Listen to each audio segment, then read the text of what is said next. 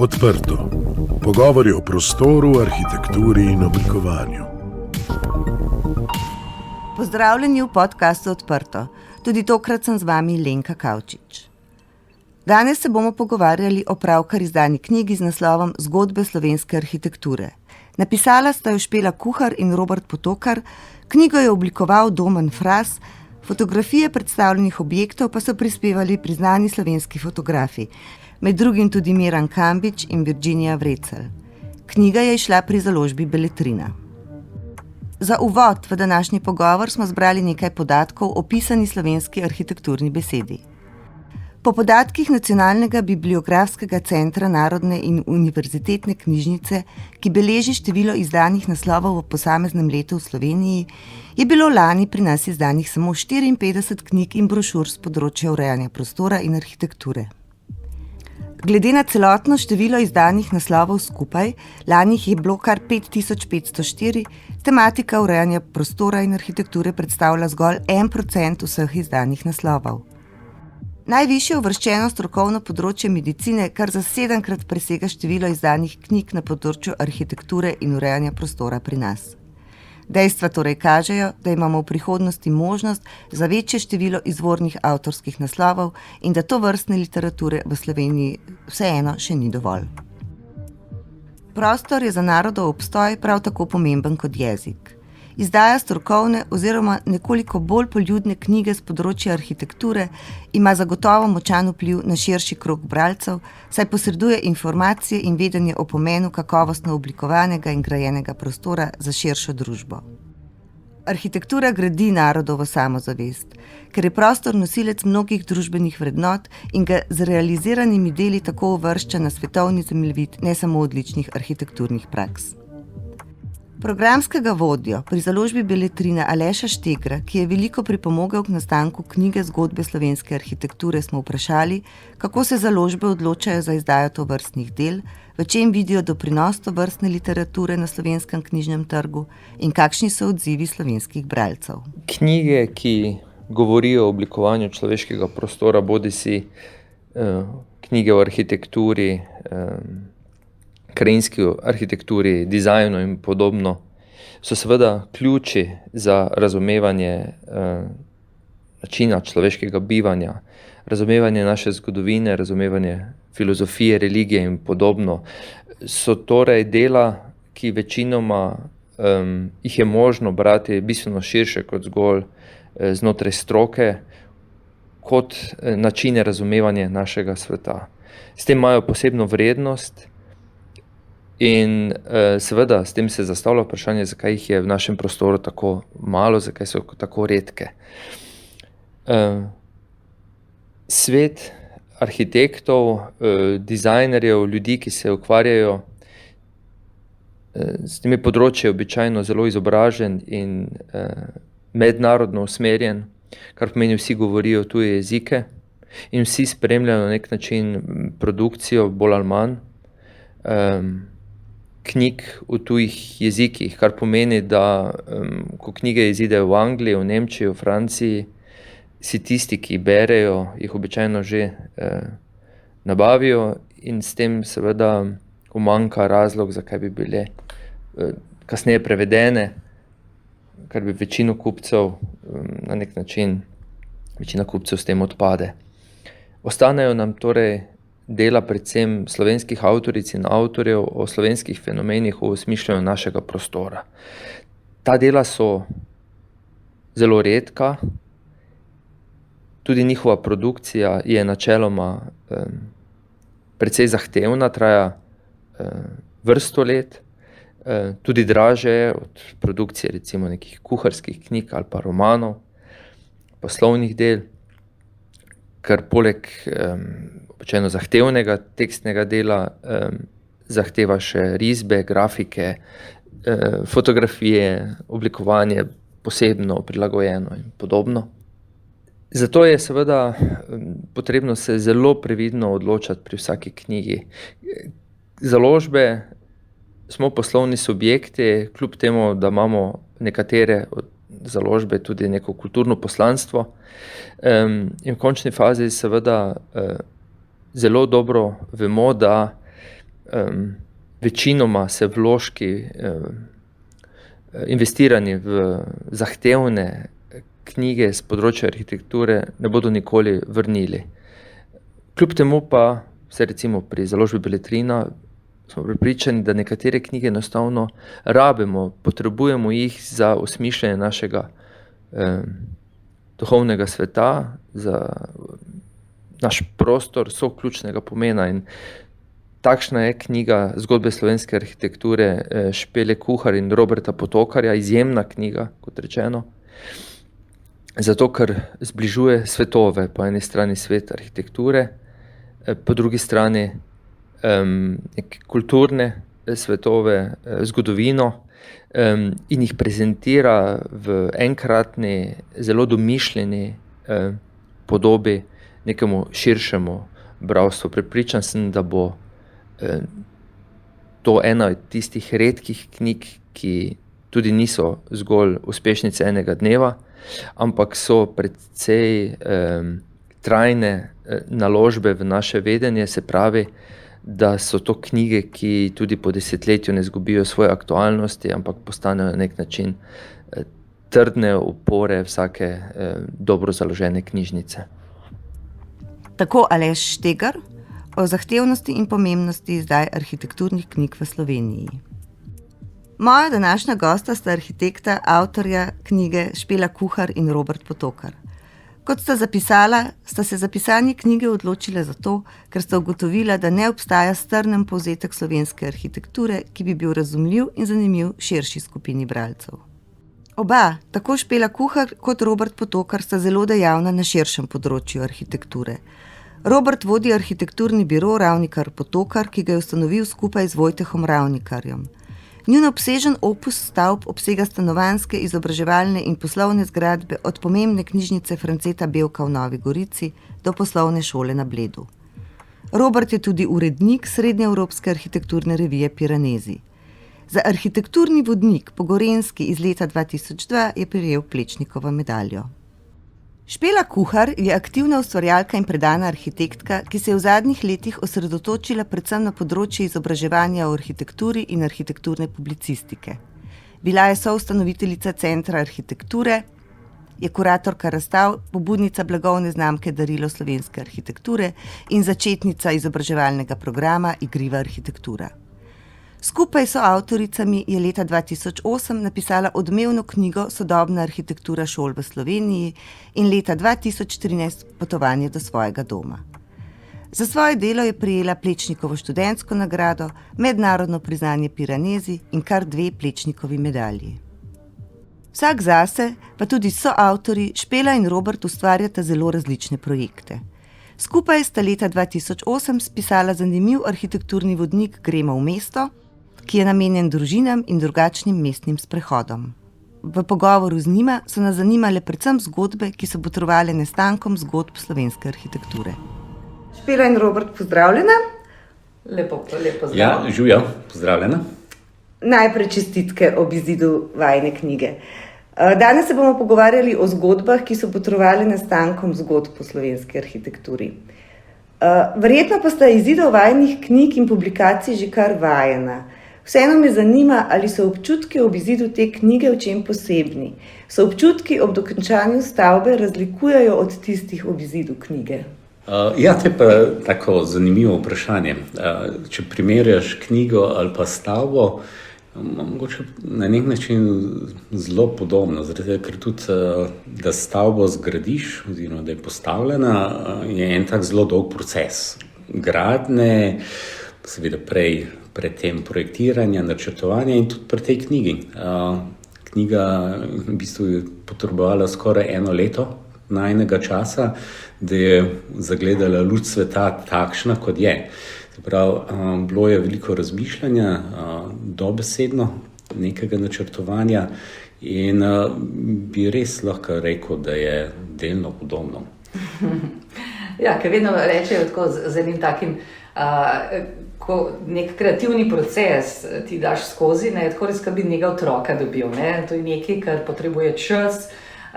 In tako kot pri hiši, pravzaprav občutki so dosti podobni. Samo da mogoče tukaj manj ljudi bilo vključeno, manj stvari recimo lahko gre narobe, kot pri hišah. Ne? Ja, pa recimo, To da se ni mi zdi. instalacij zraven, pa prezračevanja, malo za hec so pa kakšne druge instalacije. Ampak je pa vedno, vsaka knjiga, recimo, ki si vprašala, ali ta zadnja knjiga, če je kaj posebna, vedno tista zadnja je posebna, ker si jo seveda še malo čustveno vezan na njo, nisi jo še spustil tako kot recimo tiste prejšnje. In je poseben občutek. Tudi recimo toliko, kot mislim, da največ do zdaj sva se ukvarjala prav s to knjigo. Ja, zato ker se to tudi noter napisala. Enostavno take knjige v tem našem slovenskem trgu nekako ni bilo in sva se jo dobesedno spomnila. Zmiselna, da bi na nek tak prijeten pa berljiv način prikazala arhitekturo, pa to arhitekturo pokazala seveda tudi širšemu krogu bralstva, ne samo nam arhitektom, ker običajno si arhitekti pišemo knjige za arhitekte ali pa umetnostne zgodovinarje, ker pravzaprav noben te knjige v resnici dobro pa tudi ne prebere, ampak je teh ljudi, oseb relativno malo, ki res strokovne knjige preberejo. Najin cilj je bil narediti za eno tako knjigo, ki bo seveda na dovolj visokem strokovnem nivoju, hkrati pa bo tudi nagovarjala širši krog bralstva. Kot aktivna arhitekta, kritična opazovalca slovenske arhitekture sta verjetno želela s to knjigo nagovoriti prav poseben krog bralcev. Komu je torej namenjena, v čem se pa že razlikuje od že napisanih knjig o slovenski arhitekturi? Ja, že v uvodu, recimo zelo v začetku uvoda napiševa, da so naju prijatelji, katerih otroci bi želeli študirati arhitekturo, velikokrat spraševali, kaj naj ti otroci preberejo, da se bodo pripravili na na sprejemni izpit. In sva imela malo težav, ne? Našteješ nekaj knjig, ne? Sam veš, da te dijaki, ki se pripravljajo na maturo in potem še na sprejemni izpit, nimajo toliko časa, ne? In da bi res bila dobrodošla ena knjiga, ki bi na en tak ne preveč obsežen, ravno prav obsežen način predstavlja slovensko arhitekturo.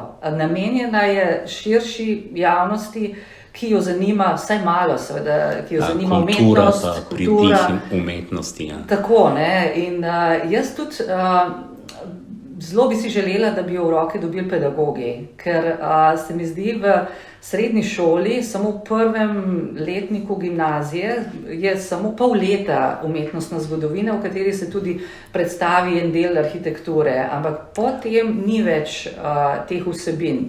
In če bi recimo se najprej navdušili pedagogi in da bi poskušali vsaj neke drobce pravzaprav čez te 4 leta srednješolskega, to se pravi čez 4 leta srednje šole, bi bilo to za kulturo naroda zelo dobrodošlo. Zato, ker midva tudi trdva v knjigi, ne, da arhitektura, slovenska arhitektura je tako pomembna kot ostale umetnosti. Ne, ja, pa slovenska pisana beseda. Tako, pa ja. Nekaj vemo, se učimo o Cankarju, pa o Prešernu, nekaj malega vemo o Plečniku, o ostalih arhitektih pa srednješolec, pravzaprav ne sliši ničesar. Da bi slišal mogoče o Jugovcu, to je znanstvena fantastika. Že na fakulteti so pa redki arhitekti slovenski, ki so tudi nekako predstavljeni.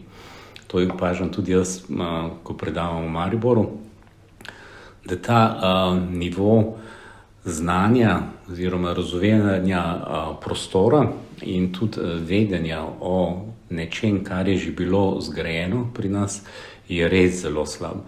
In dejansko s vsakim letom slabši so generacije, ki nimajo, grdo izrazil, pojma o marsičem, tako da mogoče bo to ena taka knjiga, ki bi lahko vsaj malce pripomogla k temu, da bo tudi nekdo poznal, da je obstajal pokojni arhitekt Miloš Bonča, Oton Jugovac in še razno drugi.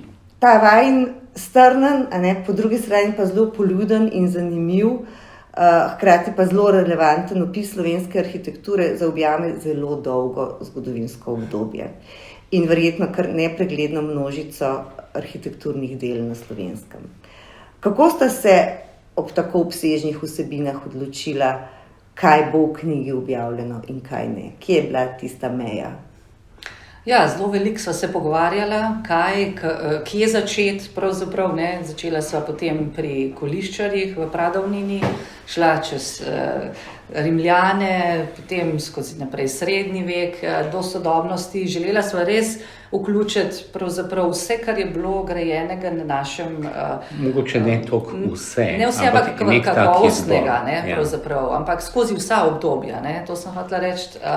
In potem sva pravzaprav tehtala, ne, glede na vsebino. Nisva želela, da je knjiga preobsežna, zato ker nisva želela enciklopedičnega pregleda, ampak sva želela pravzaprav skozi zgodbe predstaviti, navdušiti pravzaprav ljudi, da bi se odločili mogoče za nedeljski izlet, sobota, nedelja, da bi si ogledali poleg mogoče muzeja ali pa kakšnega mesta, ki gre običajno, so običajne turistične poti, še nekaj, še mogoče izbrano arhitekturo. In tako da je bila pravzaprav res, je nek osebni izbor, ampak sva se seveda trudila, da je tudi relevanten glede na arhitekturno stroko. Ja, ker dejansko seveda ne more biti vsega zajetega, ker če bi bilo vse tako, kar je kvalitetno, bi bila to knjiga, ki bi bila debela 10 cm, ki jo seveda ne bi prijel noben v roke. Zdaj seveda, kje je zdaj ta ločnica med tem, kaj vzameš noter, čem več napišeš, kaj je samo omenjeno ali pa kaj pravzaprav izpustiš. To je seveda stvar bila večjih pogovorov in presoj in pa na koncu se rata en tak kompromis, za katerim pa kljub vsemu stojiva. Pač nekatere stvari so mogoče izpadle, mora biti v kakšni drugi izdaji dodane, ampak kljub vsemu je v knjigi zajet en tak pregled, sicer res, da skozi zgodbe, kot neke fragmente, ampak če te fragmente potem skupaj sestavimo, dobimo na koncu dost dober vpogled v teh 2000 let ali pa še več arhitektura, ki se je dogajala na tem slovenskem prostoru. Seveda je bistven poudarek v tej produkciji 20. in 21. stoletja, ker ne nazadnje nam je tudi bližje, mogoče bolj razumemo, zakaj se je tudi tako gradilo, kot se je, nam je, kot rečeno, bolj dostopna. Tako da ni čist časovno uravnoteženo, da bi 19. stoletje bilo enako pokrito, kot je 20. Ne nazadnje tudi produkcija v zadnjem obdobju bistveno večja in to moramo pa tudi ugotoviti, da kar precejšen del te sodobne, najnovejše arhitekturne produkcije je res na visokem nivoju. Zdaj, po drugi strani, mogoče... Ja, na izjemnem nivoju, ne, in tudi mogoče sam preskok nazaj, da razumemo pravzaprav arhitekturo, ki jo arhitekti gradijo v tem času, 20.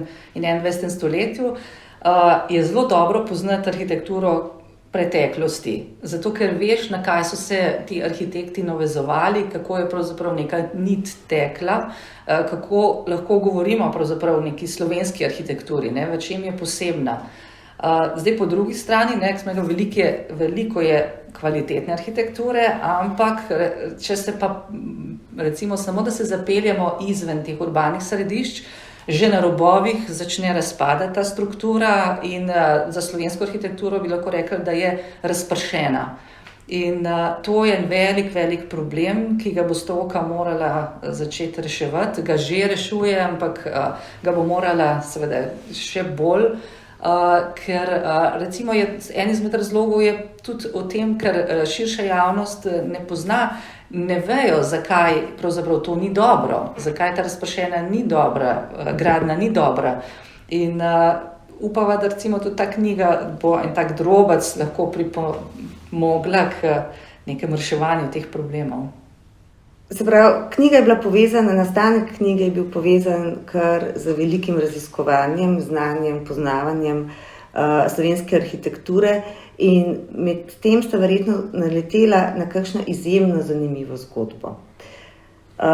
Kako bi vidva povzela to knjigo? To sta jo že v bistvu, a ne? Oziroma, Katera je tista zgodba, ki vam je najbolj presenetila in navdušila?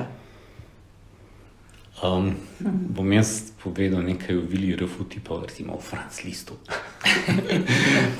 za hec. Ta Vila Refut je že ena taka zanimiva zgodba arhitekta Laščaka. Prav edino njegovo delo v Sloveniji, prav na obrobju Stare Gorice, zdaj na našem ozemlju. On je imel eno tako življenjsko pot, ki ga je zanesla v Kairo, pa Aleksandrijo, potem tudi v Istanbul, in tam je ustvaril posebno palače, malce nenavadnem stilu, in pol tudi, ko se je vrnil domov na ta okolje Gorice, si je potem postavil svoje bivališče v neoislamskem stilu. To je zgodba, o kateri mogoče se govori šele zadnjih 10-20 let. Seveda Goričani so poznali, ker poznajo to vilo, ampak ravno toliko časa je ona tudi zapuščena in propada. In to je samo en od teh arhitekturnih spomenikov, ki so doživeli tako usodo, da dobesedno propadajo. Govorimo od Plečnega stadiona naprej, pa še kaj druga, ampak ta stavba je pa že starejša in vedno je bila nekako na nekem obrobju. Seveda to ni prelomna arhitektura, ki bi pomenila prelomnico v slovenski arhitekturi, ampak je en tak, mogoče lahko rečemo, eksces, za katerega se nam je pa zdelo zanimivo, da bi bil pa tudi zanimiv seveda bralcem. Nekaj, kar te potegne, kaj pa je zdaj to? A to imamo mi v Sloveniji? Seveda te vile res ne poznajo. Mene je navdušila že leta nazaj, ko je Maruša Zorčeva delala svoj doktorat in je arhitekt Otonu Jugovcu, in ta streha nad Dolenjskem, ki zaščiti ostaline cerkvice na tem polju, se mi zdi en izmed takih arhitektur, ki zelo malo poznana, ampak izjemna. Pravzaprav ta arhitektura lahko rečeš, da je popolna, da spoštuje krajino, da spoštuje tradicijo, da spoštuje material, da spoštuje konstrukcijo, da je v bistvu, mene je fasciniralo, ko se ji približaš, ko samo z roko primeš en del strehe, te ogromne strehe, ko v bistvu ti nekako ni jasno, kako lahko stoji na teh dveh stebrih. In rahlo primeš in ta streha zaniha. Jaz sem imela tisto občutek, kot da poletela. In to je tisto ena taka poetika arhitekture, ki se redko, recimo, da se vse poklopi, da lahko rečeš, da je to pa popolno arhitekturno delo. In to res vabljeni na izlet na Dolenjsko. Ja, in tudi dilema pri tem je bila, kaj dati na naslovnico, in potem sva se v bistvu tudi odločila za to, da je na naslovnico ta kozolc. In bo mrzdo to pogledal, kaj pa je to za en kozolc. Ampak v resnici ni kozolc, zaradi tega, ker samo izhaja to, kar je Špela omenila, izhaja iz njega. Ampak vse ostalo je pa premislek od konstrukcijskega do tega, kako je noter umeščen prostor, je pa seveda delo arhitekta in potem šele vidiš, da je to res nova arhitektura. In tem premišljevanju ne bo zdaj gor nekaj od Plečnika, ne bo gor od Ravnikarja, ali ne bo gor od Rimljanov, ali ne bo nek kolaž, sva se pa na koncu vseeno odločila za to arhitekturo, ki je taka mala, hkrati je simbolna in v njej res skriva nešteto podzgodb ali pa manjših zgodb. Ki jih ne veš, dokler ti jih nekdo ne pove. Ja, tako, ja. Res je. Ja, oziroma, če jih nekje ne prebereš v enih drugih knjigah.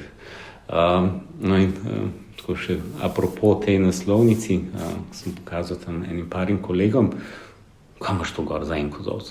Kaj je to? Kako kozolc? Zakaj ste dali gor kozolc? In pa začnem razlagati. Zdaj pa vem, to bom šel pa enkrat gledati. Super. Špela, Robert, hvala za zanimive zgodbe, tudi za spodbudo, da bo če kdo drug, poleg arhitektov in naših kolegov, vzel knjigo v roke. Branje knjig je v teh časih nadvse dobrodošlo potovanje v zanimive kraje. in upam, da se kmalu srečamo še v kateri novi arhitekturni zgodbi. Hvala za pogovor. Hvala tebi. Poslušali ste podcast Odprto, prvi slovenski podcast o arhitekturi, ki ga je pripravila ekipa OHS. Za akustično ugodje je skrbel studio Sonolab. Odprte hiše Slovenije se zavzemajo za dobro arhitekturo, ki je namenjena vsem ljudem. Prisluhnite nam vsakič, ko boste o prostoru želeli izvedeti več. Da smo lahko odprto spregovorili o prostoru, nam je svojo podporo omogočilo Ministrstvo za okolje in prostor.